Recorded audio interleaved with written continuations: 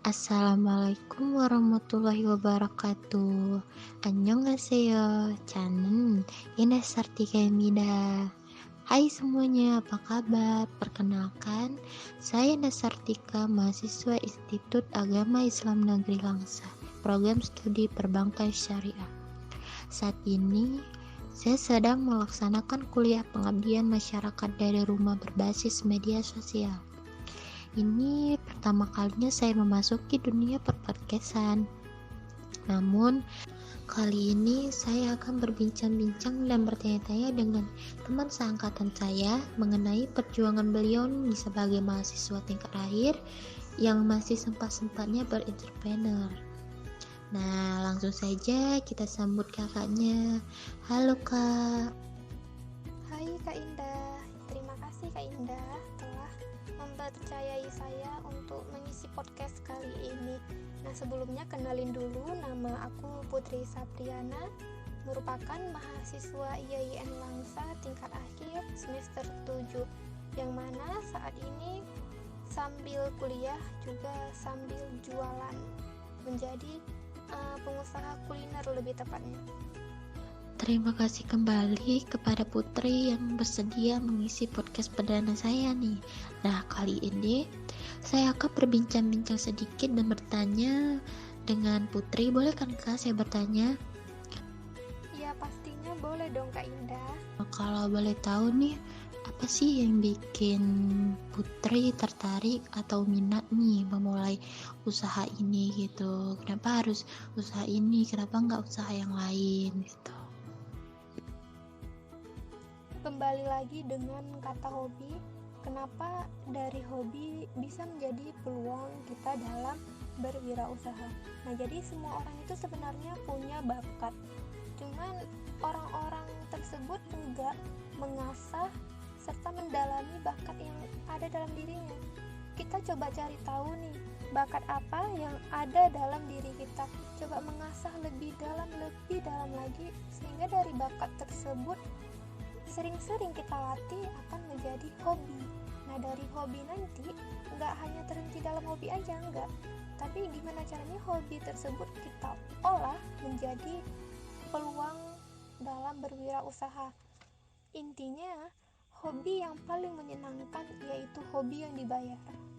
Kenapa harus kuliner? Kenapa nggak di bidang fashion, bidang lainnya? Kenapa nggak yang lain gitu? Kenapa harus kuliner? Nah, jadi gini, hobinya saya, sejatinya hobi saya itu ialah mendekorasi, menghias, melukis. Nah, itu hobi dalam diri saya.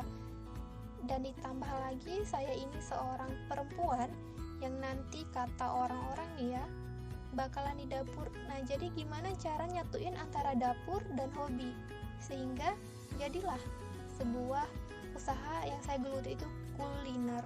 Awalnya itu saya bingung nih ngebuat apa kan, tapi mencoba cari inovasi dan kreatif lainnya.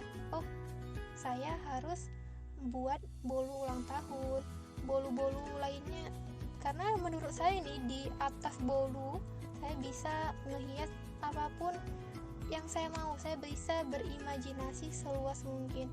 Nah, alhamdulillah dari hasil ngedekorasi decoration cake melalui bolu, dari situ saya bisa mengikuti berbagai ajang lomba, karena awalnya saya mendekorasi bolu berbaur dengan khas Aceh, yaitu mendekor pintu kop, krong bade, dan sebagainya. Pokoknya yang berbaur dengan Aceh. Jadi banyak tokoh-tokoh publik lainnya melirik Liakep dan mengajak kerjasama, dan alhamdulillah bisa menang dalam beberapa ajang kompetisi melalui decoration cake.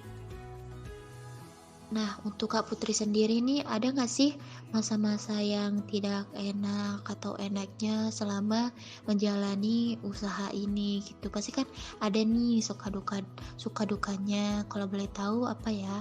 Suka duka dalam wirausaha tentunya banyak banget ya. Salah satu suka yang saya hadapi selama ini, pertama, mendapat relasi dari pihak manapun, dari kampus, dari orang-orang luar, dan dari teman-teman juga banyak. Nah, jadi kita nggak hanya di lingkungan sekitar sekitar aja, tapi banyak yang lebih kenal kita. Kemudian sukanya itu nggak jadi anak mami papi lagi yang cuman bisa ngenjulurin tangan, minta dong sekian, enggak, tapi udah menjadi seorang yang mandiri, bahkan bisa membantu sedikit perekonomian keluarga. Itu sukanya. Kemudian dukanya, waktu semakin sempit, semakin padat, di tengah-tengah lagi sekarang nyusun proposal ya, nyusun skripsi, makin padat, nggak sempat untuk bersantai-santai, untuk bersenda gurau bareng teman-teman, enggak. Dan waktu bersama orang tua juga semakin sedikit.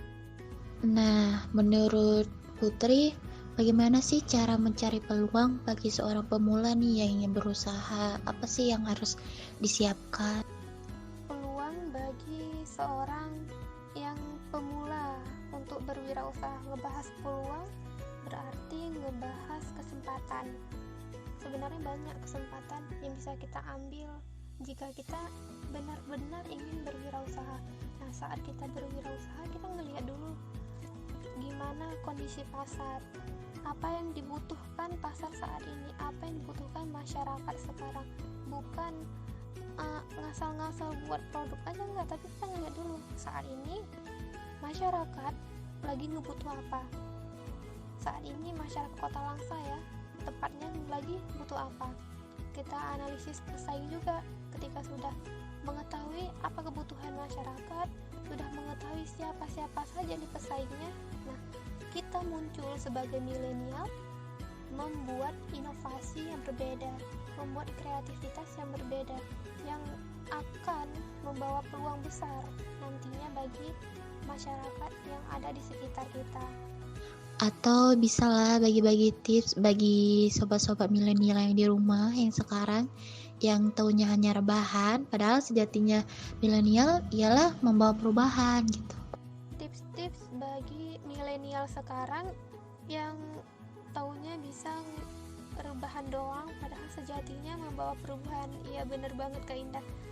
Banyak memang milenial sekarang yang taunya cuman rebahan doang, tapi di sekian banyaknya milenial yang cuma rebahan, pasti ada beberapa yang ngelakuin gebrakan untuk perubahan yang lebih besar.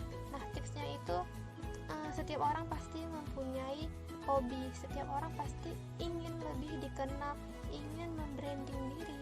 Nah, jadi tipsnya itu teruslah berkarya di saat kita masih muda, teruslah melakukan perubahan-perubahan besar untuk di lingkungan sekitar, enggak hanya untuk diri sendiri, dan melakukan gebrakan yang nantinya bakal membawa manfaat kepada orang-orang sekitar.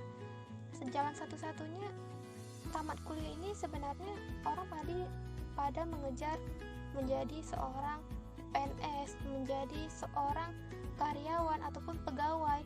Sebenarnya itu memang enak sih karena kita sudah ada pegangan, tapi tamat kuliah tujuannya enggak berada di zona nyaman, enggak. Kita enggak boleh menjadi babunya negara. Gimana caranya? Negara yang akan membutuhkan kita nantinya. Sehingga menjadi seorang wirausaha jalan satu-satunya sebagai membawa perubahan yang sangat besar ya kepada negara. Intinya bagi seorang milenial, jangan terus-terusan berada di zona nyaman, tapi kita harus sering-sering berada di zona tersulit, di zona yang diri kita tertantang lebih besar. Makin lama kita makin ngerasain tantangan, maka kita makin terus terbuka mindset kita untuk melakukan perubahan-perubahan yang lebih besar lagi. Nah, teruslah berkarya di saat teman-teman masih muda, teruslah berinovasi, berkreatif, karena sejatinya apapun yang kalian lakukan itu pasti akan bernilai. Mungkin belum saat itu juga, tapi pasti akan enggak cepat, tapi lambat pun bakalan terjadi apapun yang kalian lakukan. Tapi semua berawal dari niat yang tulus akan membawa hasil yang bagus.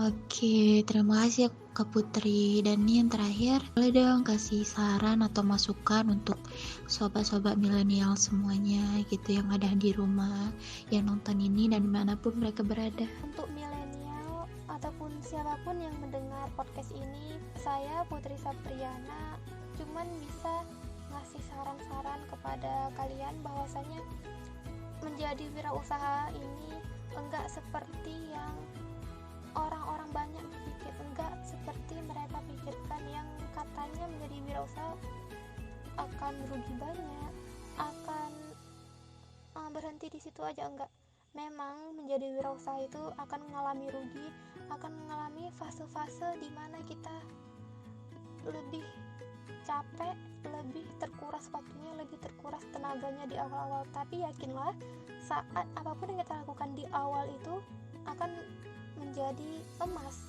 akan menjadi gunung emas ya nantinya di pertengahan perjalanan kita. Saran saya bagi milenial yang saat ini mendengar podcast Kak Indah, berwirausahalah selagi teman-teman tubuhnya masih sehat, orang tua masih mendukung, mensupport kalian, ekonomi juga masih mencukupi. Jangan berwirausaha di saat ekonomi menipis, di saat lagi butuh-butuhnya duit, di saat lagi kepepetnya. Enggak, karena sejatinya wirausaha ialah butuh proses untuk membangun. Oke, banyak sekali ya masukan dari Kak Putri atau arahan dari dia, tips-tipsnya. Nah, dari sekian banyak nih prosesnya dari awal hingga sampai sekarang pada tahap ini, kalau boleh tahu nih, apa sih pencapaian yang udah Putri dapat selama dalam berentrepreneur ini gitu?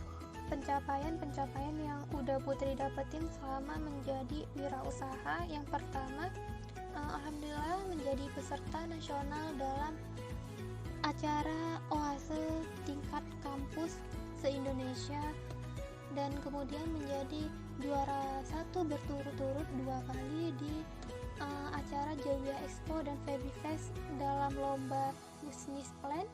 Kemudian menjadi peserta nasional dalam UKM Corporation, dan juga dikasih kepercayaan sama Wakil Wali Kota Langsa, Pak Iswantoro, untuk menjadikan salah satu produk di Liatik, yaitu nama produknya Mochi Mangrove, sebagai salah satu jajanan khas Kota Langsa. Dan masih banyak lagi sebenarnya, dan alhamdulillah beberapa pencapaian itulah yang membuat Putri semangat dan terus berkarya hingga di titik sekarang. Iya, menjadi seperti sekarang nih, yang dari kecil-kecilan terus usaha sampai sekarang, lalu mendapat penghargaan lagi dengan mengikuti lomba-lomba dan makin banyak pengalaman yang dapat. Bukan hanya keuntungan tapi juga prestasi serta kebanggaan untuk keluarga dan teman-teman yang mendukungnya gitu. Udah berakhir nih podcast kita. Terima kasih kepada Putri atas kesempatannya yang sudah berbagi kisah di podcast aku kali ini, yang perdana kali ini.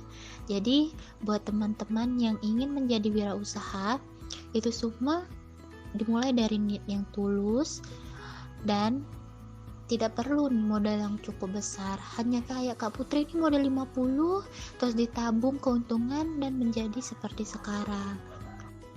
Iya, sama-sama. Semoga bisa membantu dan bisa memotivasi milenial yang akan mendengar nantinya. Terima kasih. Sekian dari saya. Apabila ada salah kata atau ucapan dan sebagainya yang menyinggung perasaan kalian semua, mohon dimaafkan. Semoga bisa membantu semuanya dalam hal wirausaha yang tadi disampaikan sama Kak Putri. Dan sampai jumpa di lain waktu. Wassalamualaikum warahmatullahi wabarakatuh.